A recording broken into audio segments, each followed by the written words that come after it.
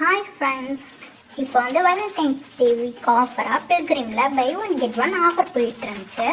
அதனால நான் எனக்கு பிடிச்ச 2 ப்ராடக்ட் வாங்கியிருந்தேன். ஒன்று என்னென்னா ஹேர் சீரம், இன்னொன்று ஃபேஸ் ஸ்க்ரப் ஒன்று வாங்கியிருந்தேன். இந்த ஹேர் சீரம் வந்து நான் ஏற்கனவே யூஸ் பண்ணிகிட்ருக்கேன்.